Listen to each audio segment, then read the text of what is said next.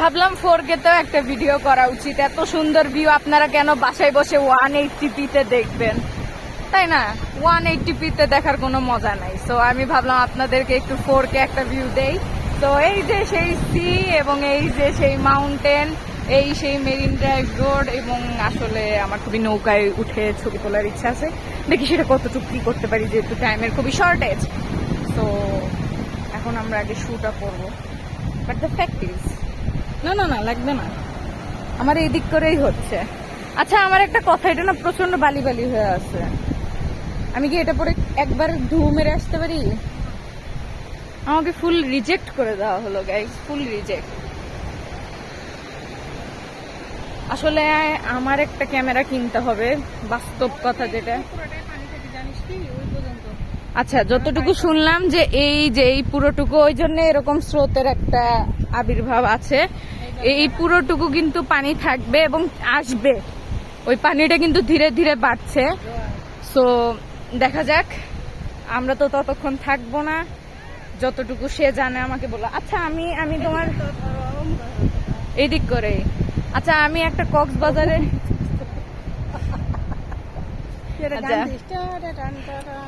আমাকে একটা কথা বলো, আমাদের কক্সবাজার ট্রিপের, সরি আমাদের ট্রিপের না, তোমার একটা ট্রিপের কাহিনী আছে, সেটা তুমি এখন বলবা। সেটা হচ্ছে কি, জোয়ার ভাটা উঠে উঠে যাচ্ছিল, তোমরা দৌড়াদৌড়ি লাগাই দিছিল, তোমার পা কেটে গেছিল। আচ্ছা সেন্ট মার্টিনের কাহিনীটা একটু আমরা শুনবো, এখন বলো। ওখানে একটা সেরা দ্বীপ আছে, ওই দ্বীপের থেকে আসার সময় এবং যাওয়ার সময় একটা নির্দিষ্ট টাইমিং আছে। ওই টাইমিং এর মধ্যে সাগরের পানিটা সাইড হয়ে যায়, ওখানে রাস্তা ভেসে ওঠে, ওই রাস্তা দিয়েই যেতে হয়। যদি ওই রাস্তাটা ইউজ করা যায় তাহলে আমাদের কোনো যানবাহনের প্রয়োজন নেই, আমরা হেঁটেই সেরা দ্বীপে যেতে পারবো। এবং নির্দিষ্ট টাইমের মধ্যে এই পাশে না আসলে রাস্তাটা পানিতে ডুবে যায়। তার মানে তোমাকে ওই রাতটা সেরা দ্বীপে কাটাতে হবে তাহলে। হ্যাঁ, অথবা আমাকে নৌকা নিয়ে আসতে হবে অন্য কোনো ওয়েতে। ওকে। তো আমরা যাওয়ার পরে আমাদের টাইমিংটা মেলে নাই, আমরা দূরে দেখতে পাচ্ছিলাম প্রায় 1/2 কিলোমিটার দূরে যে পানি আস্তে আস্তে বেড়ে যাচ্ছে, রাস্তাটা আস্তে আস্তে ডুবে যাচ্ছে। আমরা কাছে যেতে যেতে আমাদের কোমর পর্যন্ত পানি হয়ে যায় এবং আমরা সেই পানির ভিতরেই কোনোভাবে কোমর, কাঁধ, গলা পর্যন্ত হেঁটে হেঁটে আমরা পার হয়ে আসছি ঘরে। তুমি পা কাটছিল না এবার? হ্যাঁ, তখন পা কেটেছিলাম। ওখানে অনেক পাথর আছে, শামুক ঝিনুক টাইপের বা শঙ্কর টাইপের পাথরগুলো আছে, যেটা ইনানি বিচেও আমরা দেখতে পাই এই টাইপের। আচ্ছা তার মানে আপনারা বুঝতে পারলেন, যখন আপনারা সেন্ট মার্টিনে ভ্রমণ করবেন আপনারা প্রচন্ড প্রিকশন নিয়ে এবং টাইমিংটা খেয়াল রেখে ভ্রমণ করবেন, বিশেষ করে ছেড়া দ্বীপে যাওয়ার সময়। অ্যান্ড এখানে একটা খুবই সুন্দর জিনিস আছে যেটা আমি দেখাতে চাই। এটা আসলে কি বলবো, সমুদ্রের থেকেই পানিটা এইদিকে চলে আসছে, রাইট? হ্যাঁ, আসলে খুবই ছোট্ট ভাবে এই জায়গাটাতে এইভাবে পানিটা আসছে। ক্লোজলি গেলে আপনারা আরো বুঝতে পারবেন।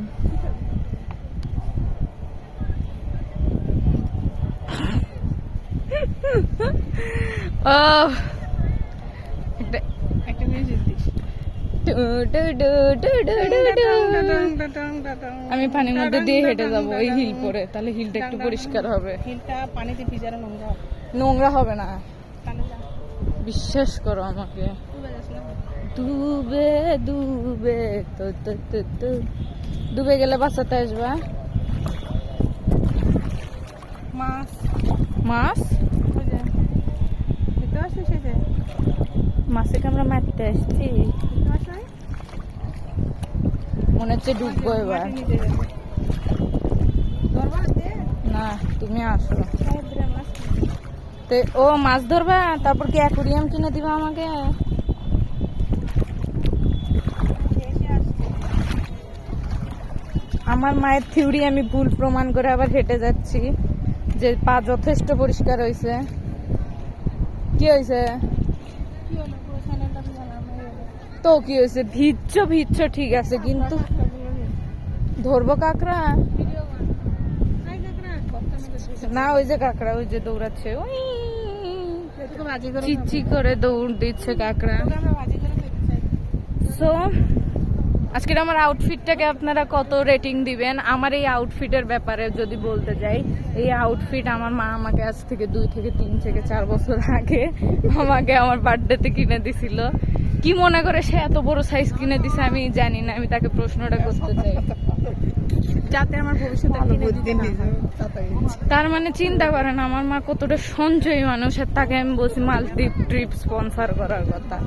এখন কি হচ্ছে জুতাটা?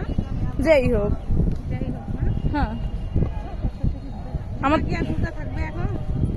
না এখন সুতা হয়ে যাবে, সুতা। গাড়িওয়ালার গাড়ির মধ্যে কেন কিভাবে অপমান করছে দেখুন।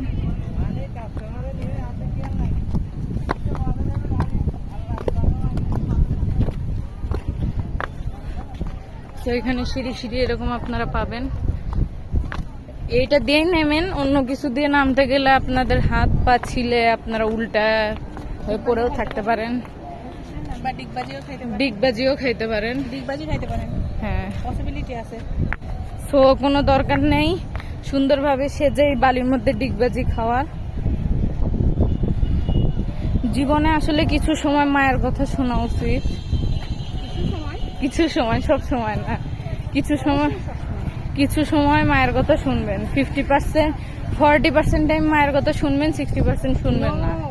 90% এটা হচ্ছে আমার কথা, কারণ এনারা কথা বলাতে বেশি ভকর ভকর করে, কিন্তু মাঝের মধ্যে এত ইম্পর্টেন্ট তথ্য দেয় যে যেগুলো স্কিপ করে দিলে এই যে এখন আমার মতো অবস্থা হচ্ছে, লাইক দিস।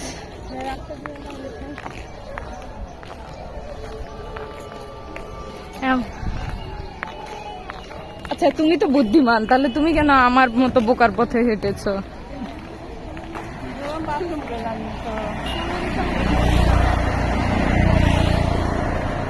রোডটা জাস্ট দেখেন, জাস্ট দেখেন।